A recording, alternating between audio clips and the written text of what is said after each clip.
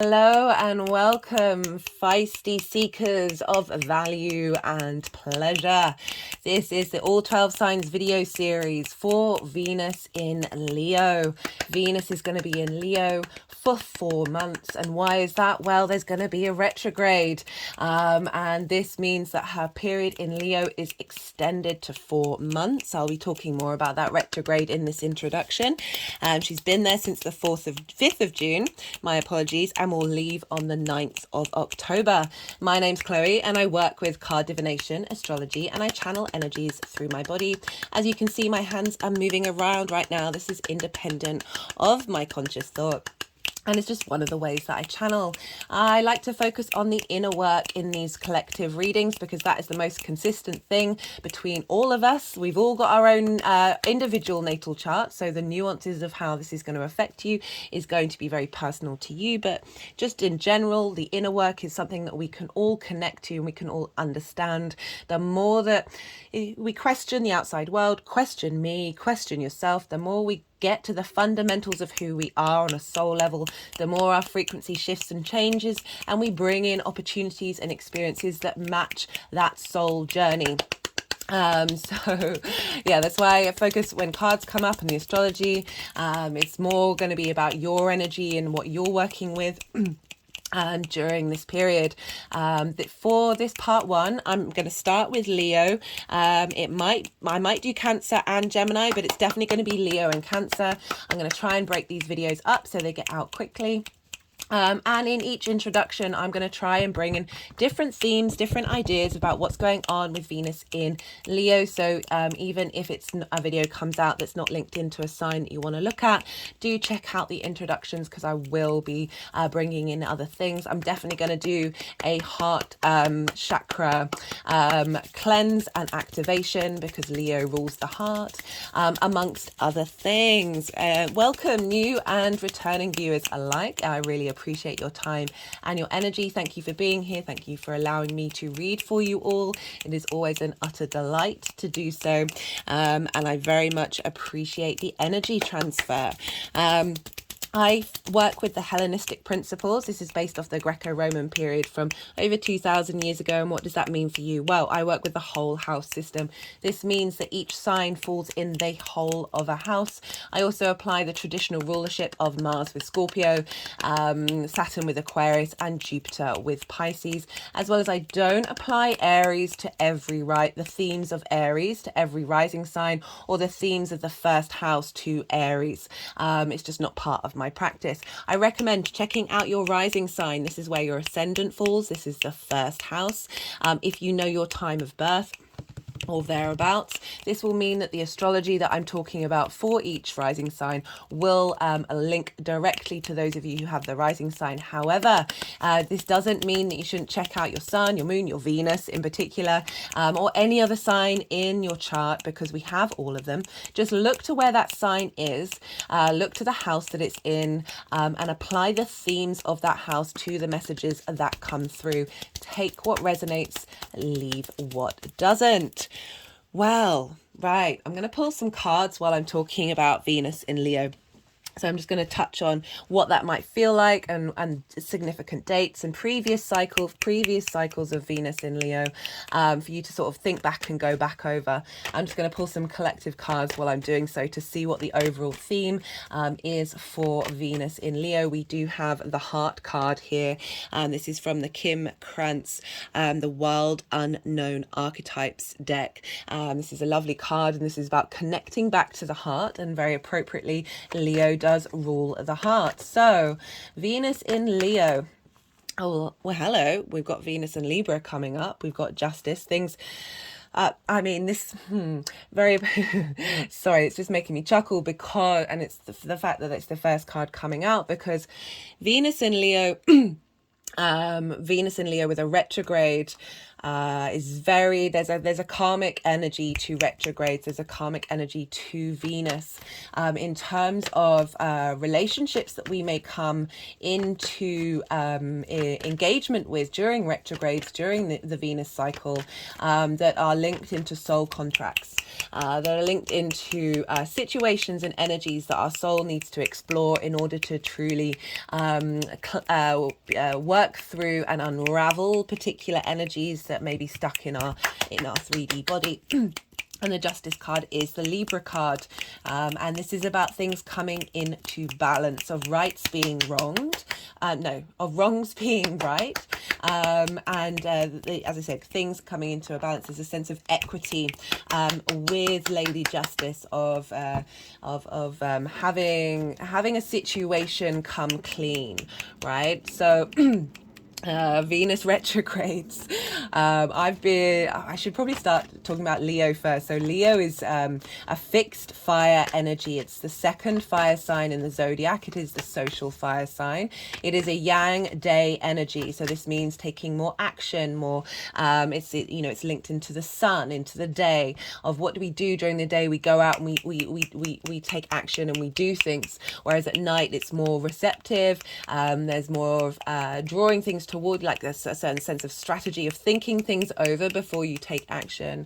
And so we've got this very fiery energy. It's often linked, Leo is often linked into the hearth. And that's because it's this space in which we gather socially around. It's the thing that keeps us warm, that help, there's a sustainability with that fixed energy of the fire. Rather than, say, the match that might be Aries, of instigating something. The fixed energy continues what cardinal energy starts. So cardinal energy is Aries, Cancer, Libra and Capricorn, and they all start cycles. They're linked into the solstices and equinoxes, and the Leo energy, the fixed energy, follows that and maintains that which has been started. There's a sense of consistency of, once you get going with fixed energy, it can be quite relentless and it can just keep on going. There's this so we've got the 9 of Wands here, and this is very much feeling like you've had to defend yourself. There's been an element of conflict, and we've got fire here. We've got Wands. This is passion, creativity. For some of us, this is going to very much be linked into relationships, whether that's our and even though I focus on the inner work, our relationships are reflections of the inner work that we've done and what we're prepared to stand up for. What's important to us. Where are we drawing a line under the sand? Where are we saying, no, this is what's important to me, and this is what isn't. This is what I'm prepared to let go and make a decision on. Like, justice is about decisions being made. Oh, they're just hitting my third eye right now. A sense of soul clarity.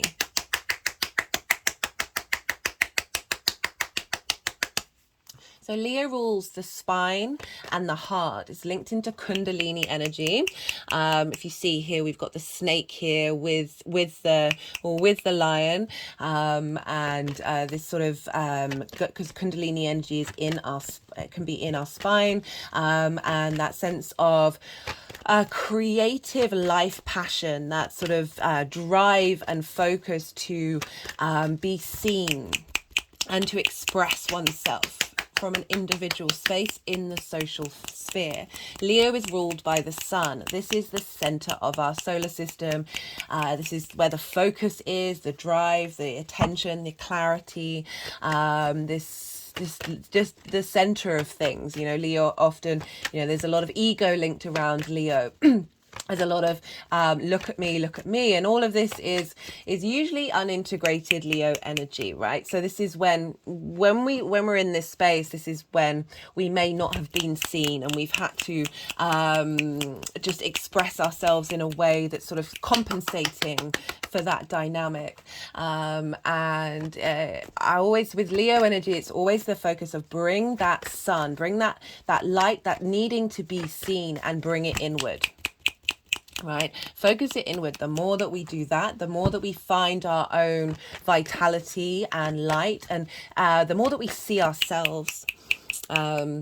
the more that we are able to not seek it out elsewhere, and not for it to validate ourselves, and therefore if we don't get it, feel not validated and not seen. You know, there's a conflict with the Nine of Wands, where it's you're still standing strong, you're still committing to who you are, but that energy of there's a need to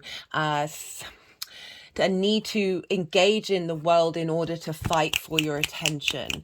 That can lead to then being in a cycle of seeing that everywhere, and therefore, because you're holding that space of that sort of the conflict drama coming in. There's a lot of light with Leo. It is the sun, and some Leo energy, it can be about having to dim your light in order to not be in this space, and working through and figuring out that, you know, the light lovely, we've got the Three of Cups here, working through that and finding harmony within, finding that emotional connection and celebration of self internally. And the more that we do that, the more that it ripples out and it comes towards us from the outside world. There is a sense of the sociability of Leo, of wanting to be, but you know, it's that moving away from the ego side. Like, there's three people here, so being able to not just be this one feeling like you've got to fight to be seen, but being in harmony with other people, and being able to allow space for others. The other side of Leo is the heart, you know, the fact that you can see the light in others, and the desire to help other people to be able to see their own light, to see their own vibrancy, from a space of love. Like that, there's a real tenderness and a nourishing element to Leo and Venus in Leo, where really wanting others to be able to see their own light, to be able to express their own heart space, to feel like they are their own beloved.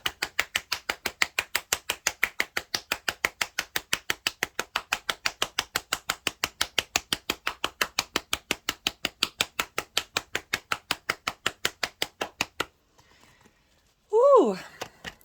Where was I? Got a bit lost in the movements there. So yeah, Leo energy, very vibrant, very much the center of attention, very feeling confident. You know, you think about the lion, which is linked into Leo. You know, it's the king and queens of the savannah. They are able to hold court, as it were, and very much be the other animals are very, so there's a wariness of that power and of that strength, that consistency of that fire energy. Fire is very creative, very instinctive, with fire energy in terms of sort of your intuition and how you tap into the magical world, rather than it being from your emotions. It's that thing that you're compelled to get up and go and do. It's that there isn't necessarily an emotional connection around it. It's just that drive to move. Fire energy is they're not bound by gravity. There is a sense of need for movement, a need for action. You know, it's also linked into the fact that it's yang and day in nature. Like there's this drive to move and to change, but still, you know, really going back to that sense of its fixed energy, and it's linked into the heart of tending to your heart and bringing in a frequency. I just got the Ace of Swords while I'm talking about the heart, bringing in a frequency that isn't based on, you know, the goal is not to be based on codependency, not seeking that validation from the outside world, but really pouring it inward. And I like how we got the Ace of Swords rather than, say, the Ace of Cups, which is about emotional overflowing and a sense of abundance and that love energy, because the Ace of Swords is, say, bringing in clarity, bringing in a new refreshed revitality in the way that you think about how you love yourself. right? Venus is also very much linked into love, linked into relationships, linked into passion, sensuality. There's a sense of just wanting to feel good in yourself and what you value and what you care about. And as I said, our relationships can often reflect the trauma responses that we have around our heart, the limiting beliefs that we have around that.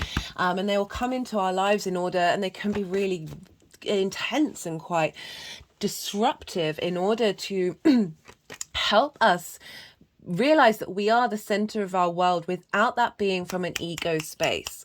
That you can still commune with others from that, but there's that sense of really having your, like, imagine the sun in your heart, that power, that confidence, that regeneration, that consistency of vitality in your heart, and that can get blocked off by relationships that we've been in, by, you know, between the ages of 0 to 7, we're running around in unconscious mode.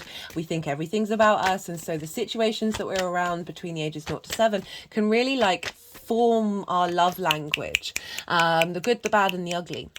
And so we often find ourselves in dynamics in relationships that are simply recreating that, recreating that mode and that sense of what we're familiar with, right? So I love the Ace of Swords coming through for that, because it's saying we're with the, you know, justice of like, we're clearing the decks. We're revisiting and we're going over and we're starting afresh, or at least afresh from where we've already come from.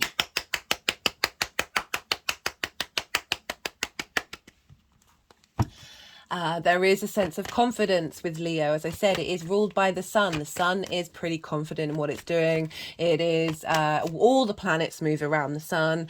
There is this like the consistency of how long that sun's going to be around for.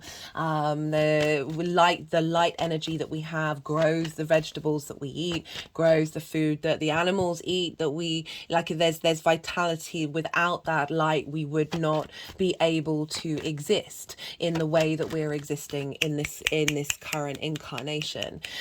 So there is this sense of feeling good about ourselves. Just got the King of Pentacles linked into longevity in the 3D form of being able to take action, you know, very much, you know, even this is Taurus as well. So Venus does rule Taurus, and Jupiter's there. So we've got a lot of abundance coming in with the two benefics, Venus and Jupiter being in fixed energy. This is like, okay, after all those eclipses that we've had in fixed energy, now we've got the benefics here going, okay, now what can we use with all that changeable energy that's come through? Fixed energy can be very stubborn. We've had a lot of changes here, so we've been really digging deep in that fixed energy in our chart of like, what's important to us in the long term and what actually needs to be changed for the long-term goals. We've also got the Star card. Now this is quite funny because this is the Aquarius card and this is opposite Leo. Aquarius, again, fixed energy. And this sense of thinking, you know, Leo can be very the sun energy, as in not necessarily look at me, but eyes are on that Leo energy. And Aquarius is more the sort of the collective. It is the collective mind energy with the sword, which is the mind and air energy, of how are we moving forward to facilitate everybody. But the Star is about deep emotional healing. With the heart that we have here, it follows the Tower card, which is a Mars card. Mars is currently in Leo, of being like, okay, things need to be pulled down in order to be able to regenerate. And I love about the Star card is she is authentically herself. She is unclothed. There are no masks here. She's as close as she can be to being her true self. And I really like that combination with the Ace of Swords of this journey of Venus moving through Leo is helping bring the truth and healing to the heart, so we are able to be more confidently ourselves and not responding so heavily from trauma responses, from limiting beliefs. As I said, that 0 to 7. I certainly know in my relationships even though my father was absent, you often see people in relationships and everyone that they've gone out with look like their father or behave like their mother or that sort of thing. I haven't had that, but it was the abandonment, the disappearance, the very quick disappearance of a lot of my relationships, and all very connected into how I perceived that dynamic to be when I was a child. It wasn't the reality of the situation, but when you're young, you don't have the ability to break down the nuances and see the different sides of it. It's a very personal experience, and when I became very aware of that, that really opened up such a deep sense of healing. So the retrograde, right?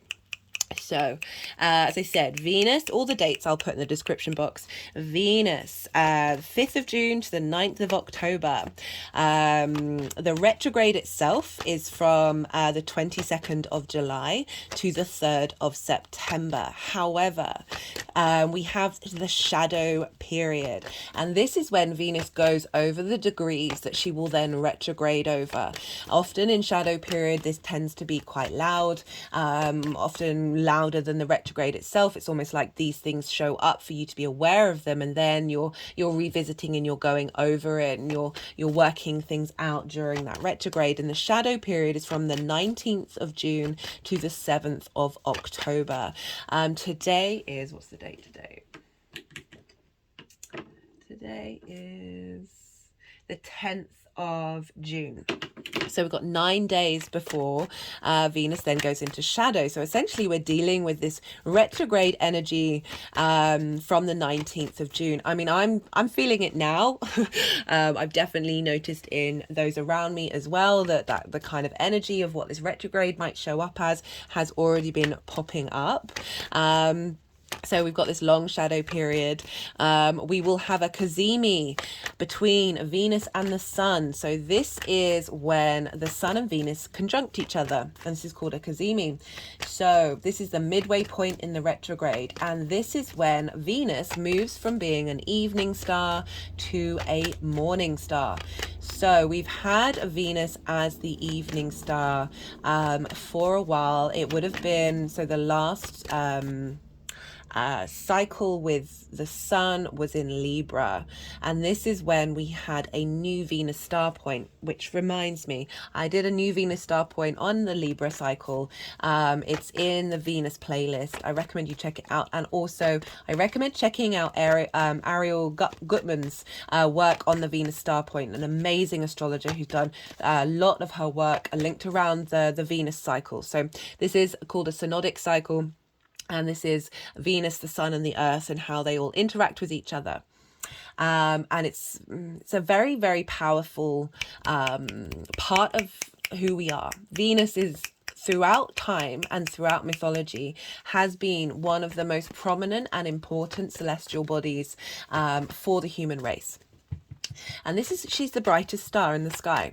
There's clarity there. There's an ability, and her cycle isn't as long as other cycles. So there's a real ability to track what's going on very quickly and have that in generational memory in order to have an understanding of observations that have happened in the past. So I've jumped from the evening to the morning star, but I want to talk about just got the Emperor card.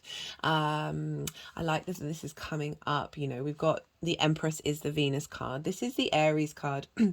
But this really is going with the King of Pentacles of this journey that we're going through, is getting us to a space of our own inner sovereignty, our own inner autonomy in order to make wise decisions. Because let's face it, a lot of us out there, and I would be surprised at just if we did like a world survey of the human race, of people who haven't made decisions in love that weren't a bit silly. Yeah, but let's I'll stop jumping around, and I'll go back to the cycle. So this is we're moving from the evening star, which happened in October at the end of last year, and an evening star, again, it's sort of that night yin energy. This is where we're planning, we're observing, we're drawing things towards us, we're looking more to the past, we're contemplating things, we're going over things. It's not about direct action. And at this Cazimi point on the 13th of August, Venus will move from that evening star to the morning star. We've just had Mercury do so. Mercury is now the morning star and now rises in the morning rather than at night. And now Venus, we're seeing her really bright in the night sky in the evening. And then from the 13th of August, she'll be rising in the morning. And this is the heralder of the dawn. This is the morning star of Venus, which was called Lucifer.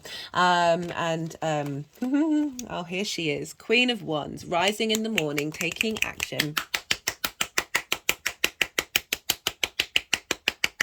You know, Lucifer was the bringer of light, very powerful energy. You know, separate from the idea of Satan, if you're linking into Christian mythology. But the Queen of Wands here, definitely Venus moving into a space of being able to take forward action and looking to the future. And being very confident in herself, and, you know, being able to change your mind with confidence, not necessarily seeking outside approval or needing to collect a lot of information before making decisions, right? So we've already had Venus cultivating this energy and really going over certain areas of our lives in order for us to then be able to make decisions that serve us moving forward. You can't really see her over there. Help us moving forward based on all of that revision and knowledge that we've done. We'll also have that retrograde phase, which will really reintegrate us, the contemplation, the revision, the do-overs, the hindsight that we can get from a retrograde, of being able to like go, well, actually, no, what is it that we really do want? Things may go wrong, situations may come up that may change gear, that you know, rather than taking that direct action, it's actually helped us reroute ourselves, reroute our souls in the direction that it needs to be headed in.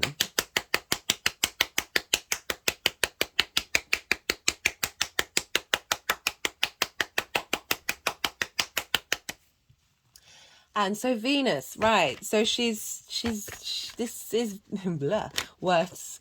I was just about to talk about relationships and value, and this is the 7 of Wands. And this card is about you are of value, but feeling unsteady about that. Feeling there's a sense of competition here, and this can be in any kind of dynamic. It doesn't just have to be relationships, but I'm going to focus more on yourself. Of you have something to offer, you're on the higher ground, but you know, look at this figure. They've got 2 different shoes on. There's a river running between their legs, and the figure looks so unsteady, like they're not aware of their value. They're not aware of their value and realizing that they too have something to offer the world, that even if there's other people doing similar things or out in the world that have similar energies, it doesn't invalidate your energy. We can do comparison is the thief of joy in this space. And the Venus in Leo wants you to realize that you are the center of yourself, and that coming from a heart space than an ego space.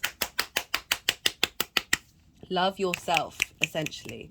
Love yourself. The Queen of Wands, there's sunflowers here. There's a black cat representing the sense of wisdom, of knowing the darkness and the light within you, and really being at peace with that. But there's the sunflowers of joy. There's a sense of, you know, she's very in command of herself. She's very sure of herself. You know, you look at the difference between these 2 energies in their faces, right? Very unsteady and very like, I've got this. I know who I am. I know what I'm doing. and I'm comfortable in the journey that I'm in and the decisions that I'm making.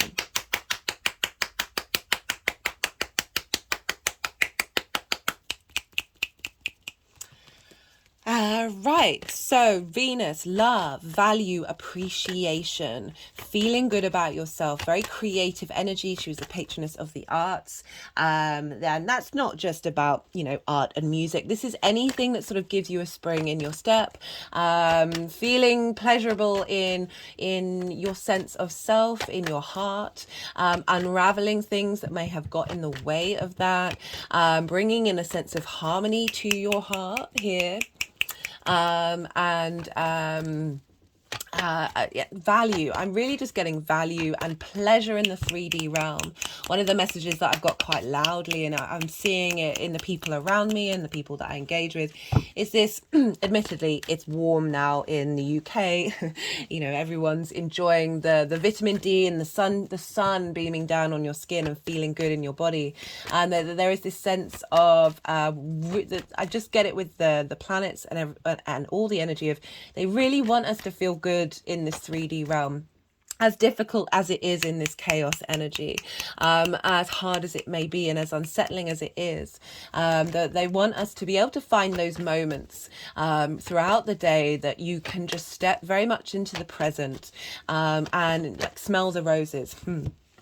The Fool, as I'm talking about for us, you know, feeling good in this 3D reality. You know, the Fool, this is the beginning of the major arcana. This is starting a new journey.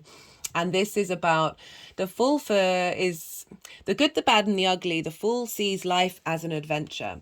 It's certainly something that I've been practicing, along with the sort of embodiment of gratitude in every area of my life. It's really difficult, and it's not that difficult things aren't happening in my life, but I'm able to move through those things a lot quicker, and just be able to, you know, you look how open the Fool is. It's just that sense of expansion, and we've got the sun there, we've got this and also just about to step off a cliff. So it's that acknowledgement of where we are and what we're doing is it's a challenging environment, right? But it's funny to go over the 3 of Cups. It's a challenging environment, but when we hold that fear space over this sense of cultivating the heart space, acting as if you have the sun within you, that you have a fire, this hearth that we're all gathering around, this, we can take a moment of peace, we can just breathe for a second, then everything seems to fall down if we lose faith in able to cultivate that. We know we've got Jupiter in Taurus. I've done a Jupiter in Taurus transit video, and that is very much like finding the wisdom in the simple things, finding the wisdom in your physical body, feeling good about being in the 3D realm. And a combination of these two, Jupiter's going to go retrograde as well, and just of really wanting us all to feel good about ourselves. I'm going to talk about the other stuff in other introductions, because I don't want to go on for too long. We're up to half an hour. Let's see what final message wants to come out for Venus moving through Leo. So she'll start the retrograde. So the retrograde will be between 12 degrees and 28 degrees of Leo. So if you have anything in that area of your chart, that's going to be very magnified. Also, the other fire signs, this will be trining that energy. I will break down that sort of what this means for you in each of the rising signs as well. As I said, everything will be in the description box, so you can get an idea when you look at your personal chart, look at the dates of what's coming up. We've got the Knight of Swords, very interesting, with the King of Pentacles. Just making me wonder, Mercury's about to move into Gemini, where the sun is. So for some of this transit, Mercury's going to be ruling. Well, I think it's is it from today or from tomorrow? I think it's from tomorrow. Mercury's going to be ruling Venus, because the sun is in Gemini. And so there's going to be a speed and understanding of information that's coming through about what this retrograde is going to be looking like. And I love the Gemini energy. I can't wait to do that Gemini new moon. It's been there's a playfulness with Gemini, but the Knight of Swords is rushing in to defend what's truly the truth of the matter, and being able to clear through a lot of stuff quite quickly. I've definitely been picking up this energy that's in the world right now. It just feels like we're in between two big, we're in this big transition phase. A lot of clearing out going on, more and more and more and more very, very quickly, of bringing up a lot of past stuff in order to then jump into a new paradigm. right? For those of you who are regulars, I've talked a lot about how, like, bit by bit, each of these transits seem to be showing that we're integrating, our intuition's getting stronger, our soul connection's getting stronger. That's vibrating out and around us. I've certainly noticed, like, things I've been thinking, other people have said, songs I've been thinking, singing in my head. Somebody will say a part of the lyrics in a very matter-of-fact way to reality.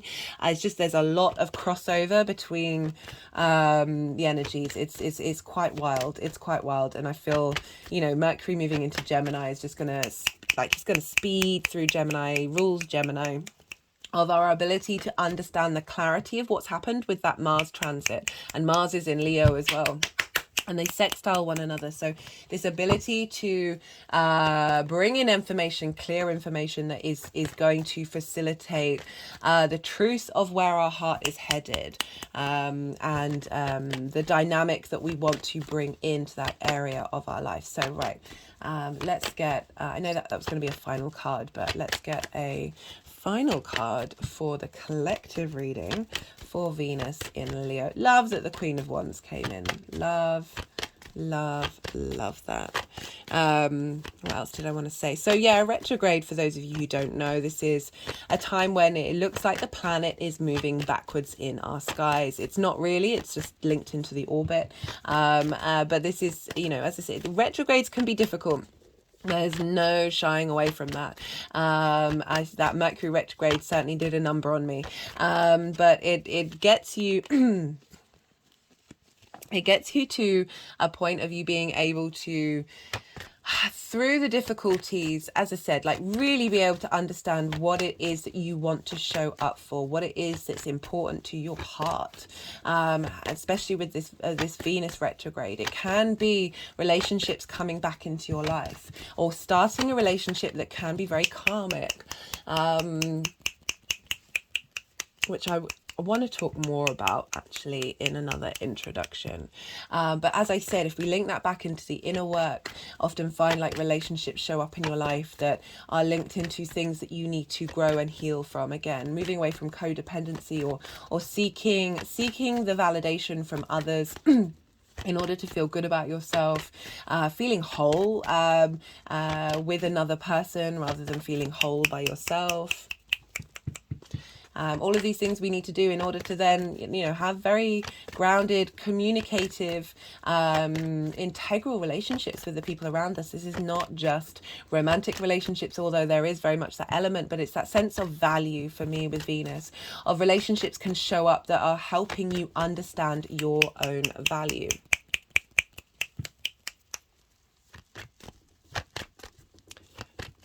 Right, final card. Yes, so I will be pulling for Leo and definitely Cancer, maybe Gemini, it all depends. I will be pulling cards for the general message of Venus in Leo, the retrograde period, including the shadow, and then the direct motion of the retrograde. I might pull a card of how this energy is all manifesting moving forward as well. It all depends on what happens in the readings. Judgment. So this is about an elevation of every single part of you. This is resurrection, you know, after the death card of realizing what you need to let go of. And then the temperance card of alchemizing all those parts of who you are in order to create magic. The judgment is then that next stage of all those parts of you, your vibrational frequency ascending and raising upwards. So love that with our inner sovereignty. Beautiful energy coming through for the collective reading for Venus. So just wanting to sort of highlight the key themes here, and being in celebration not only with yourself but with people around you on an emotional level, being in command of your passions, commands of your drive, in order to make wise decisions that not only serve you but serve the collective, and leveling up of your relationships.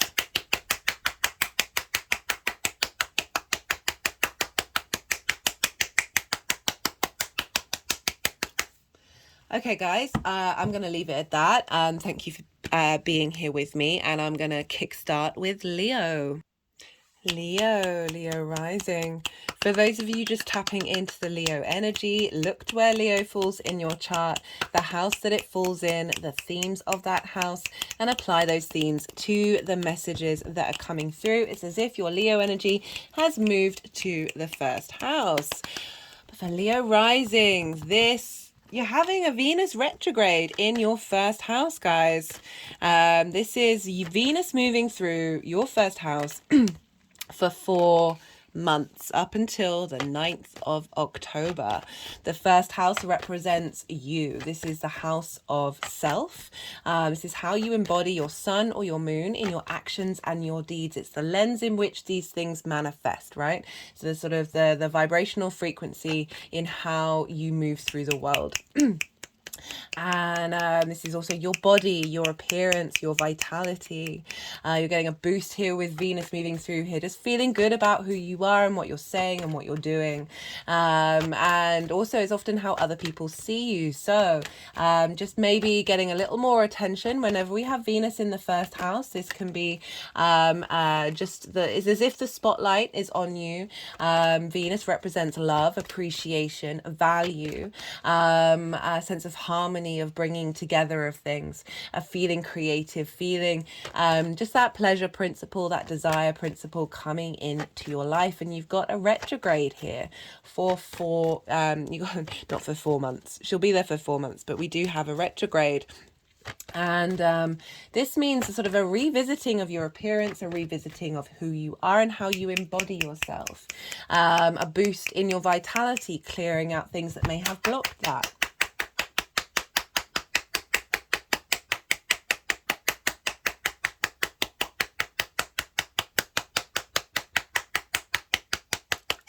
Just had an energetic release at that. Revitalization of your vitality, a shift in how you perceive yourself and how others perceive you. Like it's a real sort of, as I said, a revamp of self. And Venus is a benefic. She wants to help you out. She wants you to feel good. She wants you to be able to move through this world with a bit more ease and a bit more flow.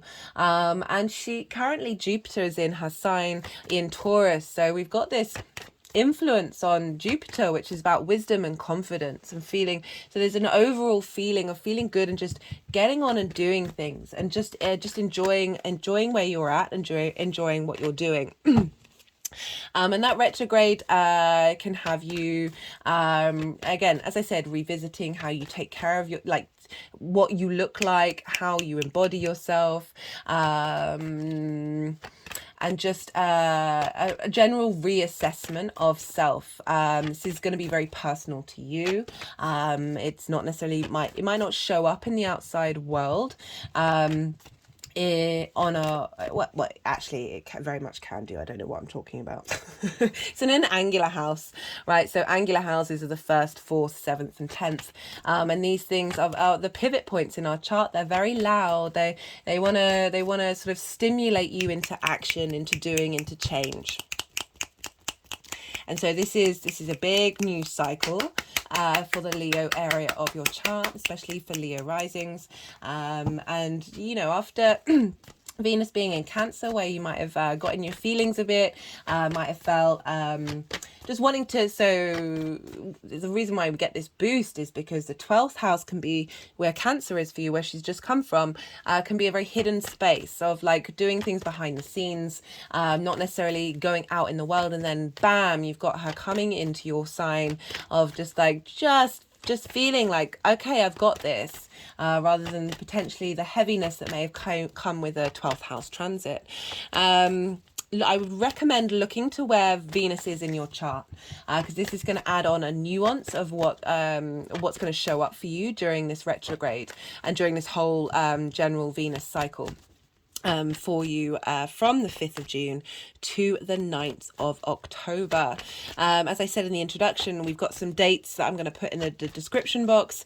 The shadow period is starting in 9 days time on June the 19th and will end on October 7th. So we're actually only going to have Venus in Leo outside of the retrograde phase for 2 days before she then moves in to Virgo.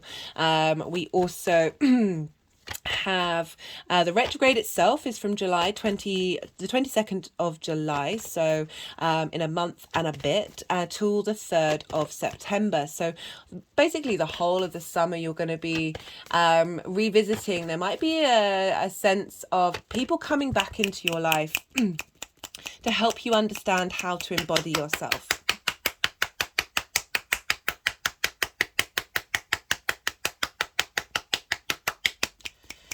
As in, like, their behavior and their response to how they see you is going to help you navigate the truth of your value and how you express yourself. You know, this Venus got quite a fair amount of cards from the collective reading. That's not that surprising, Leo, as this is the spotlight is on you and this area of your chart. Venus is an evening star at the moment, so we are in that state of revision, strategy, looking to the past, contemplating things, unraveling energies that don't serve that Venusian energy, don't serve our heart. And then from the 13th of August, even though it'll still be a retrograde, Venus is going to move into the morning star.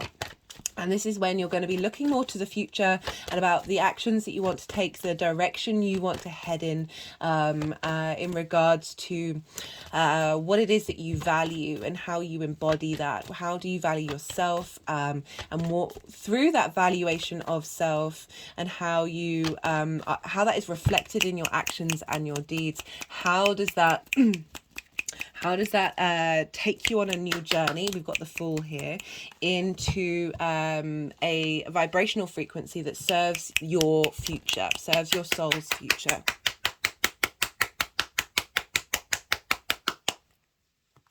Now, this is the retrograde will be from 28 degrees and go backwards up to 12 degrees. So between 12 degrees and 28 degrees of Leo, whatever you've got in the Leo area of your chart, this is going to get activated big time. This is going to be, there's going to be a revamp, a regeneration, a sense of ease and flow and love and appreciation to that part of your chart.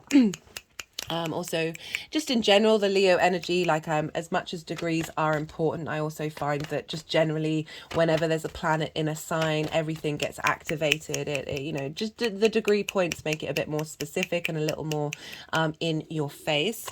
I recommend, right, so I'm going to talk a bit more about this properly in another introduction, but I just, you know, want to highlight that the last Venus retrograde that we had in Leo was from July 2015 to September. So it's every 8 years, this cycle. And so you might want to go and check back what was going on during that summer. What changed? What shifted? What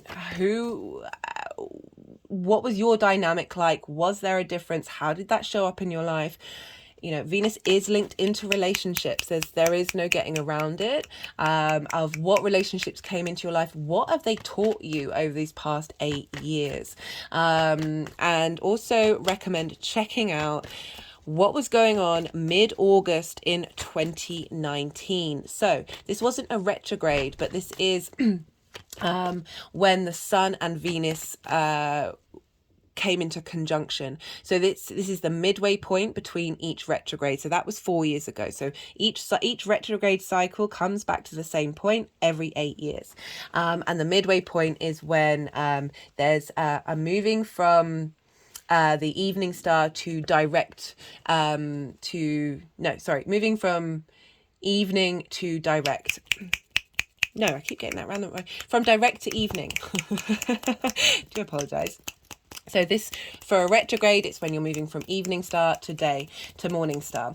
That midpoint of the mid-August of 2019, we had a Cazimi at 40 on the 14th of August. And this is when Venus moved from a morning star to an evening star. So you may have had something that was linked into the beginning of that retrograde in 2015. The summer of 2015, a new cycle would have started, could have started, or an elevation of a relationship that you were already in, or a change in a relationship dynamic that you were already in, and the midpoint that something may have come back again. You may have been revisiting the terms of the contract, right? However that may be. So there's it'll be interesting if you check that out and figure out, okay, what was going on there, what did I learn from that? It just, to help you understand what this how this retrograde may show up. It doesn't mean that, for those of you still in a relationship, this might mean just, again, a revisiting and a revising of what it is that you need from that relationship, and an elevation of it. For those of you who aren't in a relationship, this could be bringing somebody new into your life, or helping you reevaluate an old relationship that had a big impact on you, and realizing the difference that you are in those past 8 years, And all of that links into you and how you value yourself and what your heart needs and what's important to your heart, underneath all the trauma and the limiting beliefs. Like how brightly does that heart shine from a really solid foundations. So yeah, those might be interesting things to look at, just to be aware, because this retrograde is going to bring things up. It's going to bring just different a new way of working out what it is that you want. Venus is also linked into the desire and the pleasure principle. Again, this doesn't just have to be about relationships. I really don't want to limit that to it, because not everybody's in that space. But a relationship with yourself, what gives you pleasure? How do you connect to that isn't a sort of dopamine fueled response mechanism? If you think about Leo, this is fixed energy. This is about consistency and sustainability, rather than instant hits. That a reevaluation of how our heart responds to a framework that isn't just about instant gratification.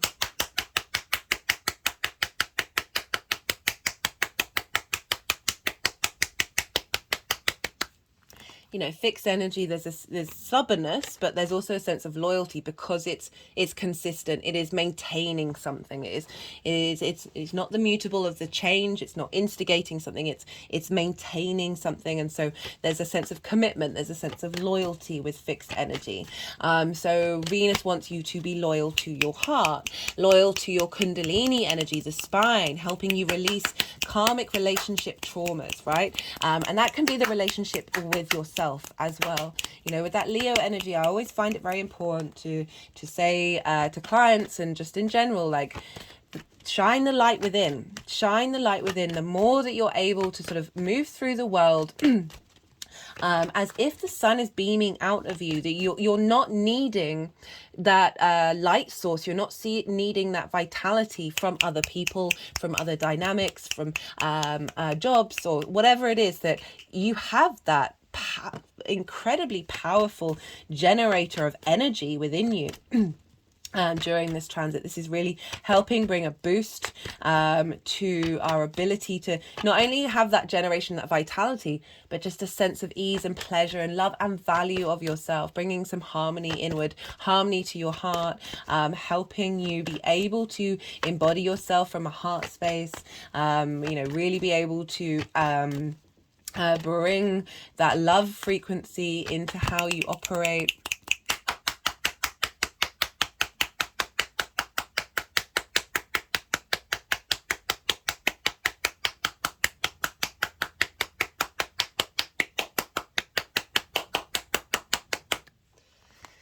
Oh, they're quite into the clapping today.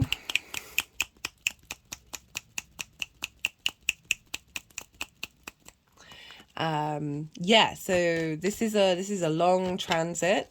The retrograde starts July 22nd. So it's the 10th today, so that's a month and 12 days before that retrograde kicks off. We will be in shadow from the 19th of June, so not that long. So just be mindful and see what pops up between June 19th and July 22nd. These can be clues about what we're then going to be sort of contemplating and going over and figuring out what moves us, what desires are important to us. Where do we want to find that sense of inner harmony and inner value? For that, when we start doing the work early, I've definitely noticed it. And even though we're not even in shadow phase, the amount of people that I've been in contact with about standing up for themselves in terms of their relationships. Right? It's not just about romantic. This can be business, this can be friendship, this can be any kind of dynamic where there is a connection between one thing and another. That is like people are really sort of going, okay, no, wait, what is it? Where is my value? Where am I being seen? How am I distracting myself from needing to be seen by others and not seeing myself and applying that value to the inward space?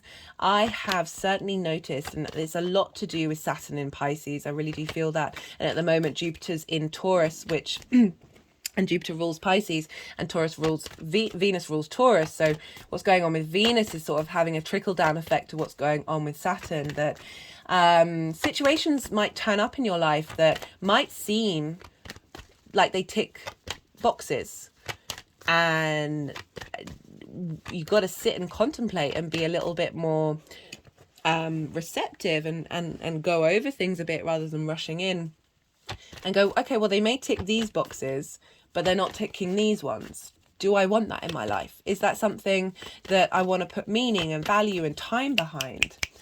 Do I want to put my heart behind that?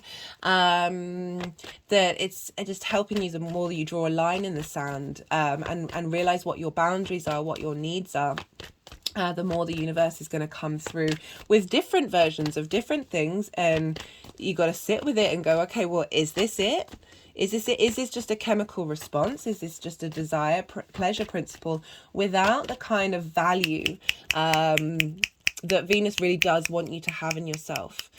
Yes, she's all about feeling good and bringing ease and bringing pleasure. But value is such a core word that keeps coming up when I think about this retrograde. And just being in observation of what's coming through from the universe, because the universe is always going to be a little mirror to you and say, okay, well, you like this, here's this, but there might be other things where you're like, actually, no, that me liking that doesn't diminish the fact that this doesn't work. And that's very much the retrograde of like, what is it that you want to be? How do you want to embody yourself? And it can be for the first house of like the actions that you take and how they feel to you. Do they come from a heart space? Are you rushing into something that doesn't actually fulfill you in the long term? Because remember, this fixed energy is about maintaining something. We haven't had eclipses in Leo, but we've had oppositions with Saturn and squares with those eclipses of where there's been a lot of change happening. And now we're like, okay, how are we bringing this all together? How are we bringing this all together for the next 8-year cycle? Venus rules Taurus and Libra. So what's going on with Venus for the next 4 months is going to be impacting and leveling up the signs that she rules. It also will bring in themes linked into the houses and signs that she is resides over. And so that's Taurus and Libra. And for you Leo rising, began with an L. For you Leo rising, this is Taurus rules your 10th house. This is your life purpose, career, and how the big outside world sees you. So this revamp of you is going to have an impact on the direction that you're headed. And that can be in a career that you're already in that you love, that's leveling that up. You're able to embody the direction that you want to go in, or bringing in a new dimension, a new direction of your career.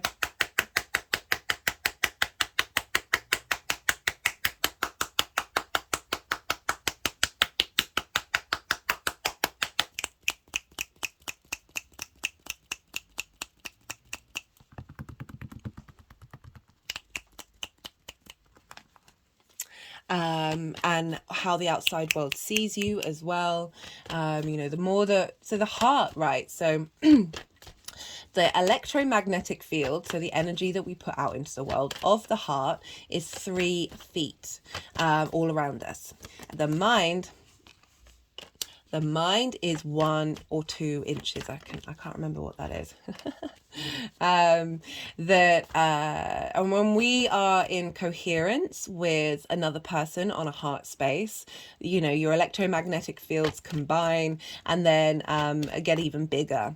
So the more that we operate from a heart space, the more that we embody our heart space, the more that frequency gets louder and louder and louder and goes out into the world. Certainly a practice of mine of through your actions and your deeds, operate from a space of love, from a space of support and compassion. Realize we are all human beings in the human experience, the good, the bad and the ugly, finding common denominators, treating people with respect and integrity, trying to find the joy in things, trying to find the laughter, yeah, just wanting that light to be shone, the inner light of everybody to be opened up, you know, heart opening stuff, and have that expand out into the world. And the more that we operate from that space, the more creativity can come in, the more wonder, the bliss, the overall it just always baffles me, like competition and survival mode and fear and conflict. It's a paradigm that we're very, very comfortable in, and I'm really enjoying the fact that we've got a Venus retrograde after the last couple of years that we've been in, of being like, hey, now let's get back to the heart, let's get back to feeling good, and there being a flow and connection between us all. Right, so Venus is a personal planet. The personal planets are the Sun, Moon, Mercury, Venus and Mars. And these are very much connected to how we respond to the world. It doesn't mean that they don't have impact on the outside world, but they are very, very, very influential on our moment-to-moment behavior. And so Venus, this retrograde in Venus, is really helping us reevaluate, like, how do we want to be? What is ourself? Is it able to be in a state of heart coherence? And what has been blocking that heart from being able to be in that flow? I feel like this retrograde is really going to help unblock that for all of us, regardless of wherever Leo falls in your chart. This is going to just a big heart opener, and bring in experiences. It could be that it brings in an experience that helps you learn a very core soul fundamental contract that's hello Venus, that's wanting to be explored. You know, talk about how, right, so you think you've worked through something, and then something comes along and you're like, oh no, it adds on like a little nuance, a little layer of like, oh, I think I'm really good by myself, or I think I'm really good in a relationship. And then something will come along in these retrogrades where it's like, no, what's really important to you? It will bring up potentially situations where you're like, you're not getting your needs met, your heart isn't getting your needs met, and you're having to question that, and you're having to have a conversation about that. Whether that's with someone in your life or with yourself, it all depends on the dynamic that you're in and where you're at in who you are.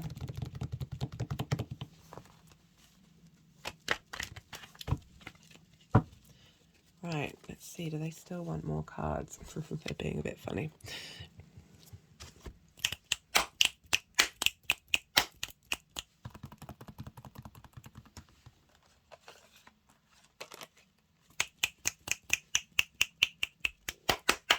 I forgot to mention in the introduction, for those of you who are new viewers, they've put the deck down, so it's kind of signifying that the cards that have come out are the ones that want to come out, and this is when I go quiet. You've just had a lot of information come through.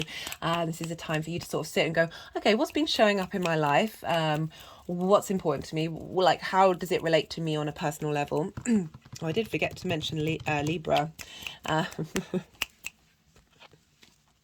So Libra is so the other ruler of the other ruler of Venus. Goodness me, my words. The other sign Venus rules is Libra. So themes of Libra may come up. We've got the Justice card that came up in the collective reading. That is the Libra card. And Libra for you, Leo, it sextiles your Leo energy. And Libra is for you, Leo rising. This is in your third house of communication. This is local community. This is starting something new, learning something new. This is about short distance travel. And your local, as I said, your local community, but it's about communication and how it is that you express yourself, the lens in which you express yourself. It's also the house of the goddess. This is where we bring our big picture philosophies down into our day-to-day, whether it's the washing up or whatever it is, of finding some part of the divine, however you want to phrase it, the thing that gives you vitality and life, into your day-to-day practices. But in terms of the communication, so Venus moving through your first, of like, how are you embodying yourself? How are you feeling good about yourself? How do we ingrain that in a new life cycle? I know for me, one of the things that showed up in 2015 was just a real shift of me clearing out a lot of layers that were blocking me from being myself. And it started an 8-year cycle of being a lot more comfortable with being my own individual self, rather than I definitely felt like society had sort of got its claws in me of this expectations of what I should be, and they weren't what I was actually genuinely comfortable with. It was like a facade. It was an enjoyable facade for a while, but it slowly, my heart wasn't happy.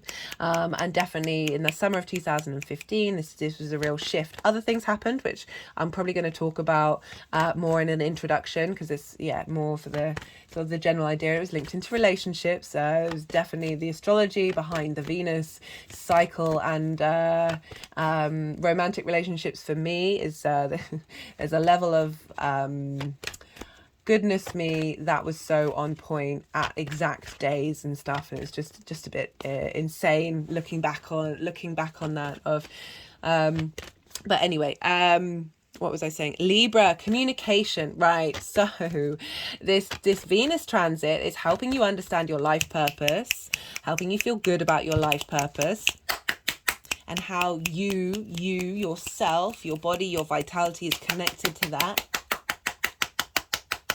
But also how you communicate from a place of balance, like Libra, again, social mind, the wanting, there's a social warrior element to Libra as well, of wanting everyone to have a place at the table, and your ability to communicate and wanting to bring balance, and bring that justice, bring equality into things in the way that you express yourself. Okay. So, as I was saying, this is usually when I go quiet, because the energies are going to move the cards around and put them into piles. And then I'll start talking again and incorporate the tarot into everything that I've just said. Wait, how many piles am I doing again? The general energy of Venus, the Venus shadow and retrograde, the Venus shadow. Sorry, I'm kind of asking the energies because they move my head when they're in agreement. Give me 1 second. Sorry about that, guys. I just wanted to just check in with them about what what they wanted to do. So we've got the overall energy. We're going to have the overall energies of Venus. The retrograde, the direct, and how this energy is manifesting moving forward.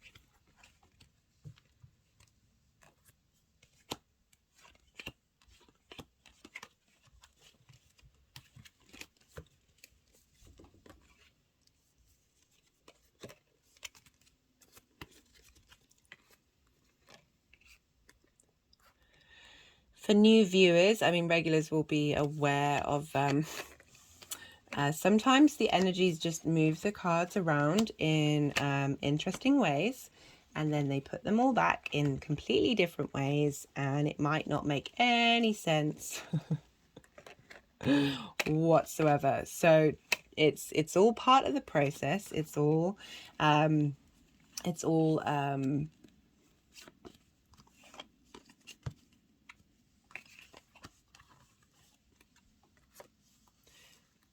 just yeah, just bear with me during this journey.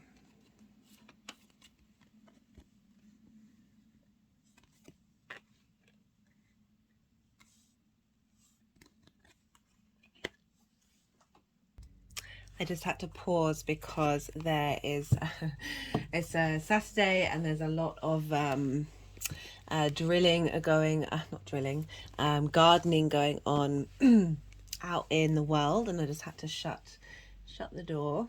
I know.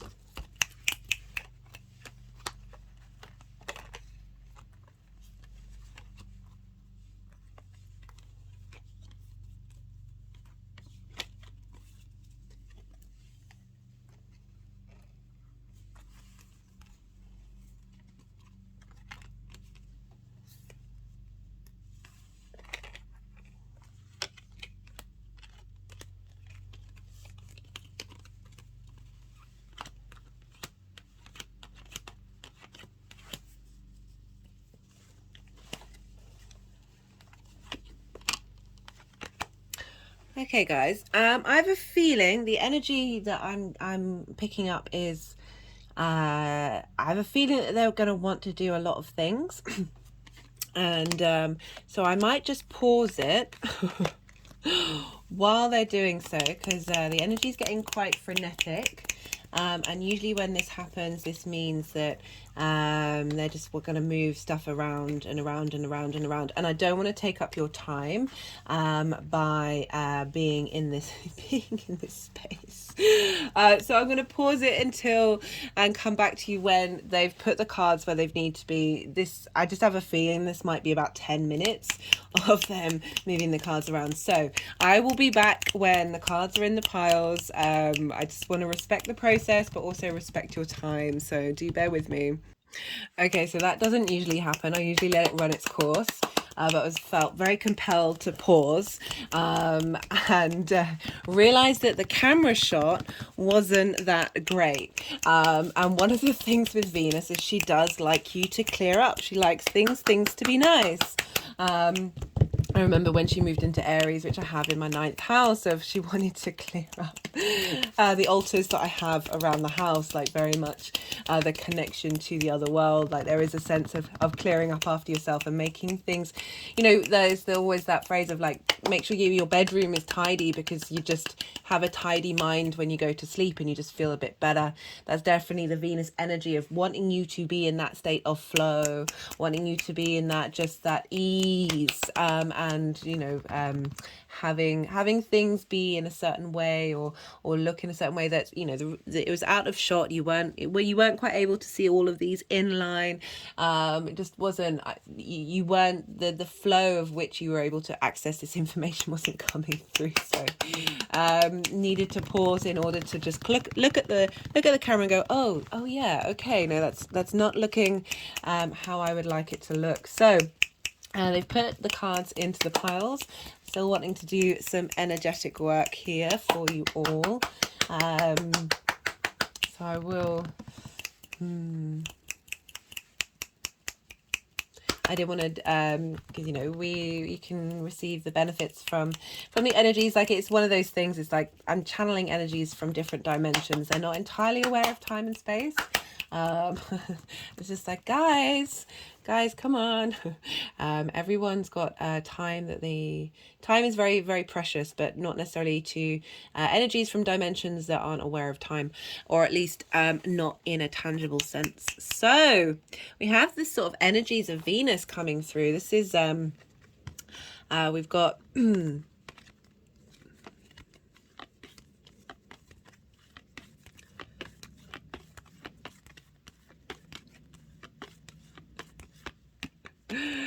sometimes I'm able to sort of go, I'm going to stop doing this and just crack on with what I'm doing. But I'm not getting that vibe today. This is a very potent energy. This is 4 months for us all that the entities are obviously wanting to bring things together in an energetic way that we might not even be able to comprehend, right? So we've got the Justice, so we've got Justice, we've got the Wheel of Fortune, so we've got Libra, and we've got the Jupiter card, and we've got the Eight of Pentacles. And this is for the overall energy of Venus. And, sometimes when they do this with the cards, it feels like it's all these energies all combined at once. And so we've got the Wheel of Fortune. This is very much about what this general energy of Venus and Leo is doing is shifting the wheel of time, the fortune is moving into favor. There's a sense of things are on the up. I mean, everything is in constant state of perpetual motion. So but this card is a very positive card. It is the Jupiterian card, which wants to provide you with opportunities and experience and elevation of and it does have the fixed signs here in the card that you're starting a new cycle. Essentially, you're starting a new cycle, and it's with Justice. Again, this is the Libra card, and this came up in the collective reading that I did in the introduction, and this is about contracts. Right, this is about contracts, decisions being made, things coming to an end. So in legal cases, this is when like a line is drawn under the sand, and the buck stops there, and it's implying that this new cycle, old soul contracts are being cleared up, things are coming into balance. Very much the energy that I talked about in the collective reading, but it's a bringing in a new a new space, but it's not denying that things aren't hard work. Right, so the Eight of Pentacles is very much about realizing that you are both the student and the teacher. Right, so this represents somebody who is skilled at what they do, but they are in a constant state of learning and growing, but enjoying the process. So in relation to the first house in these two cards, it's sort of saying we're in a constant state of growth and evolution and understanding who we are, and this is about enjoying the journey that you're on. It's not saying, oh, everything's going to be magically better. But it's saying that there is a shift and a change in this cycle, and you are going to be at peace and want to learn and want to grow and want to study and explore and refine who you are. Have a sense of appreciation of the quality of what you are embodying. But realizing that we always have things to learn. There's it's not quite mastery. I mean, it can be mastery as well, but it is genuinely that every day is a school day. Right, so there's a lot of learning going on in this process. And that there's just generally a shift in how you are in this 3D world, that if this has been too much or hard work, that things are coming into balance and things are on the way up. So I'm a big fan of hard work. I think there is a deep pleasure principle behind that. Burnout, not so much. but you know, really enjoying this weird experience that we have as a human being. But yeah, it's implying that whatever dynamic that you're in, there's a shift and a change, and there's things coming into balance. There is more but this very karmic energy coming in, that's saying you've been putting in the hard work.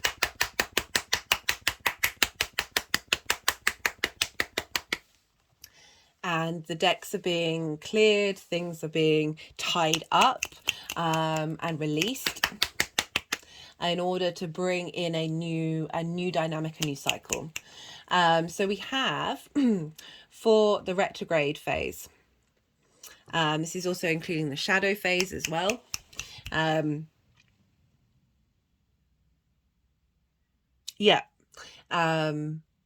That we've got the Nine of Wands, the Three of Swords, and the Knight of Pentacles.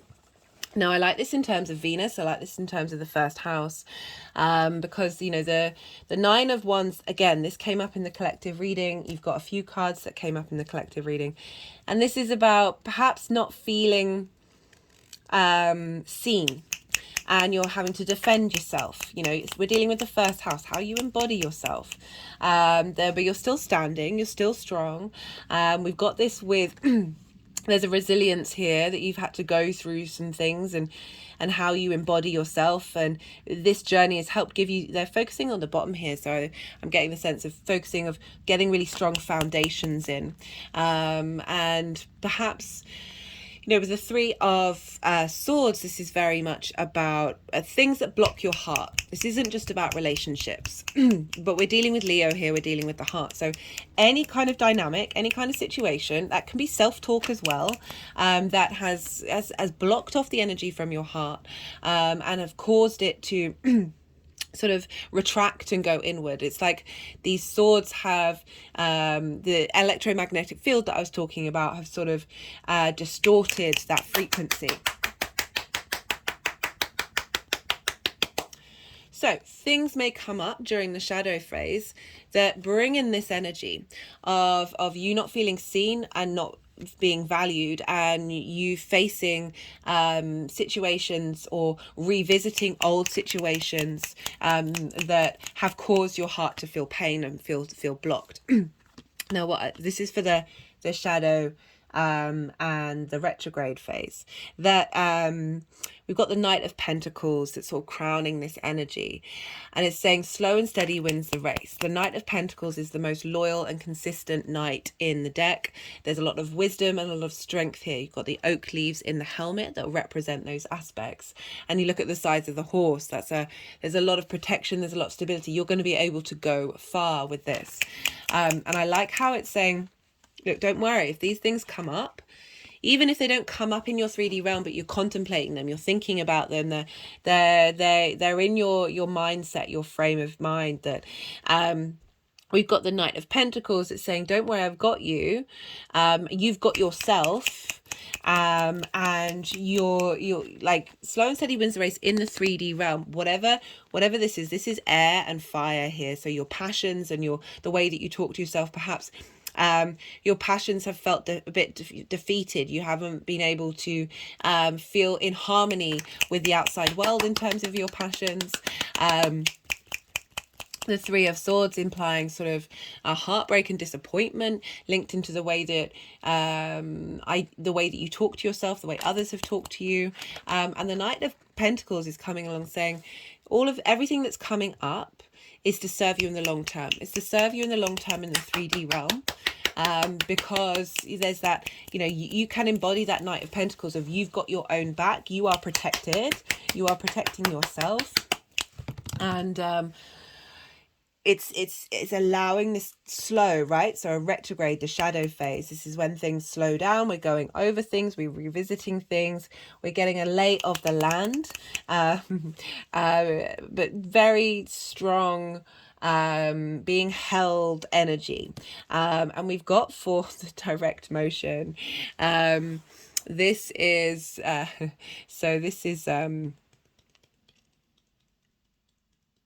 from the 3rd of September. So I was just looking at my notes, from the 3rd of September to the 9th of October. And this is when Venus is direct. We've got the Fool, we've got the King of Cups, we've got the Knight of Wands. The Fool came up in the collective reading. This is a new journey of self, very appropriate for the first house, of being open to the world, open to yourself, open to your own vitality from a higher perspective.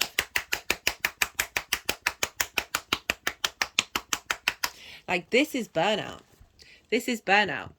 This is burnout. I wanted me to say it 3 times.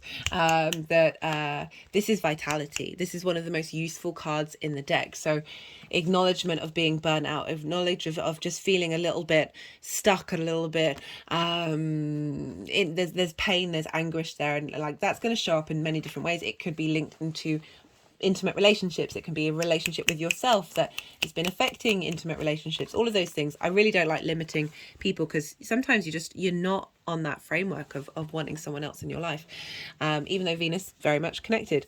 Definitely your value and your appreciation of self. We've got the Fool, we've got the King of Cups, got the Knight of Wands.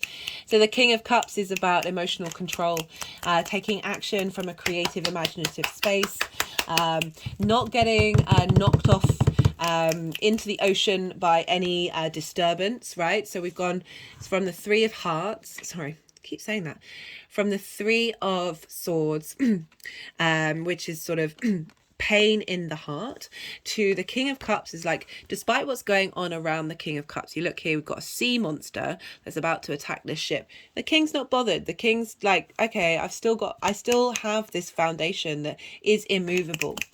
Very intuitive, very instinctive, the way that you express yourself, command of your emotions. And with the freshness and vitality of the Fool, this is a lovely combination of how Venus is then moving forward. Like, not only have you got the new beginnings of the Fool, but the command and authority in the sense of you knowing what it is that you want on an emotional basis, that is going to fulfill you, that you're going to be able to take action and take care of yourself and be imaginative in that space. We've got the Knight of Wands crowning it. So we've got 2 knights here, and there's a sense of like the retrograde and the shadow period. You're being protected by the Knight of Pentacles, of look, take your time through this. Don't get caught up, like be in the space of these. If these things crop up, hold space for them, but don't let them consume you. See what lessons come from them that are going to serve you in the long term. And I love the difference and shift when it's the direct motion of the Knight of Wands. This is your passion, your creativity, being able to defend it from a mature place with the King of Cups, with that vitality of there's movement here, there's direction, there's the Pentacles is earth, that's yin, night, that's like going over things slowly. The Knight of Wands is like, let's go. And so you've got a new renewed sense of being able to defend your passions, but as I said, based on this very emotionally grown up, competent space, that the King of Cups isn't gonna knows themselves, and values themselves and values their emotional space, that isn't going to let that get diminished and limited. The crowning energy, how this energy is moving forward. This is Venus and the Queen of Wands. So this is what's being seeded in this retrograde, what is manifesting in the long term. And we have the Venus card. Look, she's right there, the symbol of Venus. This is about enjoying the 3D realm, a sense of abundance, a sense of appreciation and value, a sense of fertility of things. There's, again, the pleasure principle. This is the Queen of Queens. This is a goddess. This is very powerful energy coming in of your Venusian side, about how you value yourself from a space of abundance rather than from what did we have here? Well, no, there wasn't necessarily a difficult card. It was in that pile, wasn't it? Rather than feeling like you're being constantly in a state of conflict or in heartache.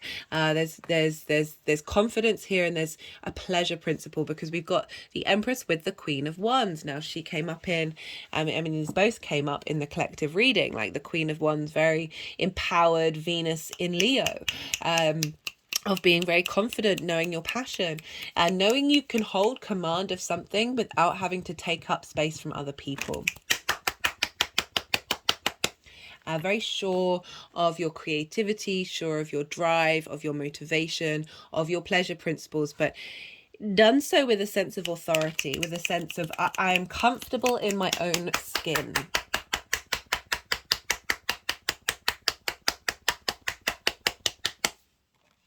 So super, lots of, that's quite something to come through, Leo, to have all those, like basically half the collective cards have come up in your reading. It's quite something. I'm going to pull a couple of clarification cards to see what other messages wanted to come through that didn't come up in the tarot. Sometimes this is confirmation of the messages that have already come through, nuances applied to the messages, or just straight up different messages that have been missed by the tarot.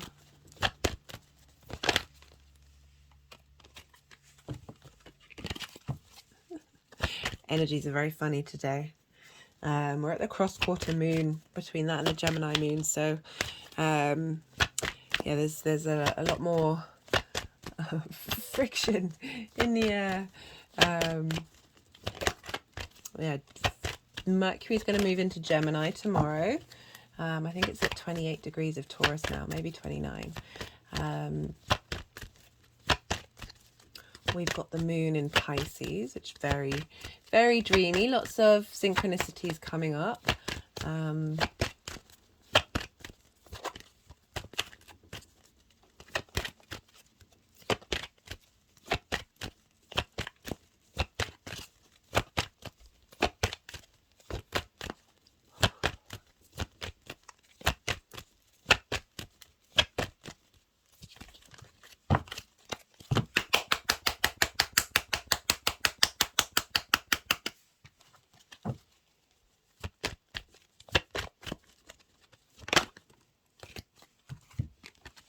How appropriate for the house of self. I love this. The more that we love ourselves from a genuine space, I always think about the Ace of Cups of like, and I talk about how give you more from your saucer, not from your cup. Like you imagine the Ace of Cups, it is overflowing. Just got Judgment. All the decks are in the description box, so this was another card that was in the collective reading. It says results, decisions, outlook, finality, and that for me, that was all about leveling up. But with these cards, they tend to focus on some of the words. They're just going over the results. Linking love, self-love, the results of that, coming forth, the leveling up of that, coming from a very fully integrated space.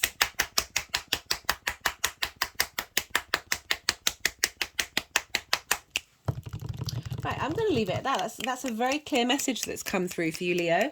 I hope this resonated. If it did, don't forget to hit that like button. Leave a comment if you feel so inclined. It helps the algorithm, even if it's just an emoji. I very much appreciate it. I would love to hear from you on a personal level. I love chatting about astrology and how it's showing up, how the astro weather is showing up for you in your life. Be good to yourself, Leo. Be good to those around you. And most importantly, be well until we meet again. Cancer rising. How you doing, Cancer?